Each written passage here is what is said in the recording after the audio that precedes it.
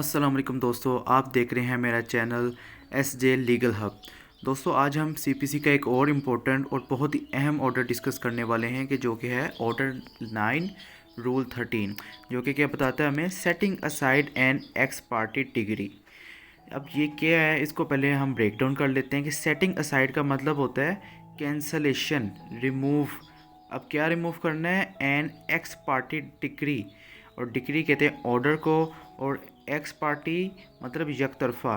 तो अगर इसको मिला के समझा जाए तो एक ऐसा ऑर्डर जो कि यक तरफ़ा हो गया हो और उसको बाद में कैंसिल कैसे कराया जाए, कैसे इसको सेटिंग असाइड किया जाए, कैसे इसको रिमूव किया जाए। यानी कि इसको एग्जांपल से समझते हैं कि आपको पता है कि किसी भी लिटिगेशन के अंदर जब भी कोर्ट कोई ऑर्डर देता है, फाइनल जजमेंट देता है, तो उसके अंदर दो पार्टीज़ होती हैं, एक प्लेंटिफ और एक डिफेंडेंट। ठीक है, लेकिन बाज़ औक़ात क्या होता है कि एक पार्टी को बुलाने के बावजूद वो कोर्ट में आती ही नहीं है। तो ऐसी सूरत में कोर्ट अपना वक्त ज़ाया नहीं करता और जो पार्टी मौजूद होती है उसके हक़ में फ़ैसला दे देता है। तो ये कहते हैं एक्स पार्टी डिक्री हो गई। लेकिन ये ऑर्डर जो है, जो हमें ये चीज़ गाइड करता है कि जब एक्स पार्टी डिक्री हो जाए तो उसको ख़त्म कैसे किया जा सकता है, वो रिमूव कैसे हो सकती है, इसको हम आगे डिटेल में पढ़ेंगे बेयर एक्ट के मुताबिक। जी दोस्तों, तो ये रहा ऑर्डर 9 रूल 13, जो कि सीपीसी में इस तरह लिखा गया है। अब इसी को लेके हम आगे फर्दर कंटिन्यू करेंगे और इसे डिटेल में समझेंगे।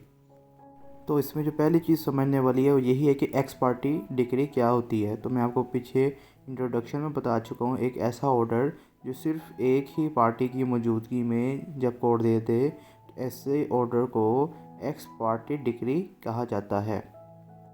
उसके बाद right to apply for setting aside the ex parte, यानी ये हमें बताता है कि जो डिफेंडेंट होता है, यानी कि यहाँ डिफेंडेंट या प्लेंटिफ जो भी है जिसके खिलाफ एक्स पार्टी डिक्री हो गई है, उसके पास ये राइट है कि वो कोर्ट में एप्लीकेशन दे कि सर मैं नहीं आ सका, उसकी कुछ वजूहात थी, तो लिहाजा ये एक्स पार्टी डिक्री जो हुई है इसे सेट असाइड किया जाए, इसे कैंसिल किया जाए।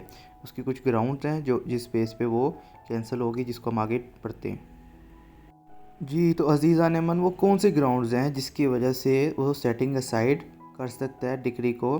पहली चीज़ वो कहेगा कि सर मुझे जो है, डिफेंडेंट कहेगा कि मुझे समन नहीं हुए प्रॉपर्ली, यानी कि कोर्ट जब भी किसी के खिलाफ़ कोई केस चलाती है तो सबसे पहले उसको समन जो है वो भेजे जाते हैं, मतलब उसको पैगाम भेजा जाता है कि सर आपके खिलाफ़ केस, एक जो सूट है वो जो है फ़ाइल किया गया है, तो आप कोर्ट में आएँ। तो वो बेसिकली कोर्ट का एक प्रोसीजर होता है बुलाने का। तो वो कह सकता है कि सर वो आपका पैगाम मेरी तरफ आया ही नहीं, उसकी वजह ये है कि जो आपने जिस एड्रेस पे भेजा वो मेरा था ही नहीं। एक बात तो ये होगी कि मुझे पैगाम ही नहीं मिला, मुझे समन्स जो है वो डिलीवर नहीं हुए।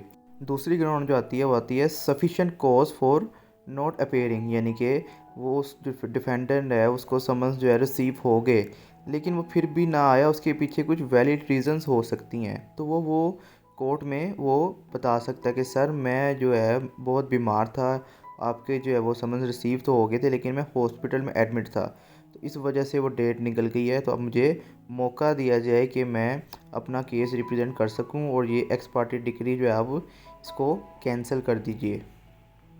जी, उसके बाद ये रूल हमें ये बताता है कि कोर्ट फिर उस चीज़ को गो थ्रू करेगा, उसको डिटेल से देखेगा, और अगर कोर्ट सेटिस्फाइड होता है डिफेंडेंट के जवाब से कि वाकई उसके पास जेन्युइन रीज़न्स थे, उसके पास जो है वो वैलिड रीज़न्स थी कि वो नहीं आ सका, यहाँ से समझ नहीं मिले, तो उस बिना पर वो कोर्ट क्या करेगा, उस डिग्री को क्या करेगा जी, सेटिंग असाइड कर देगा, ख़त्म कर देगा, कैंसिल कर देगा। लेकिन इसके लिए कोर्ट का सेटिस्फाइड होना ज़रूरी है, और डिफेंडेंट के ऊपर लाजिम है कि वो वैलिड रीज़न के ज़रिए काम कर सके। देन दोस्तों, कोर्ट के पास ये पावर है कि इख्तियार है कि वो डिफेंडेंट को कहे ठीक है जी आप नहीं आ सके, आपके पास वैलिड रीजंस थी, हमने मान ली, लेकिन जो प्लेंटिफ है वो आया, उसने आपका वेट किया, हेयरिंग पे आया, तो जाहिर है उस दौरान उसके कुछ लीगल एक्सपेंसेस तो हुए होंगे। तो इस बिना पर आप ऐसा करेंगे वो जो उसके एक्सपेंस हुए हैं कम से कम वो कॉस्ट उसको रीपे कर दें।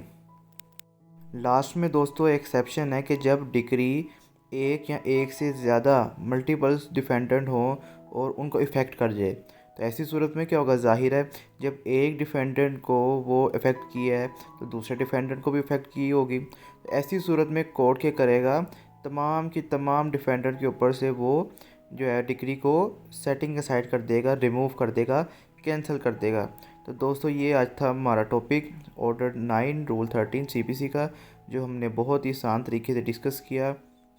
अब अगर आपको किसी भी एग्ज़ाम में वो पूछे कि सेटिंग असाइड का प्रोसीजर क्या है, क्या मामला आते हैं, क्या होता है, एक्स पार्टी क्या होती है किसी भी एग्ज़ाम में, तो आपको ये उम्मीद करता हूँ ये लेक्चर हेल्प आउट करेगा। मिलते हैं नए लेक्चर में एक नए टॉपिक के साथ, तब तक के लिए अपना ख्याल रखिए और मुझे इजाज़त दीजिए। अल्लाह हाफिज़।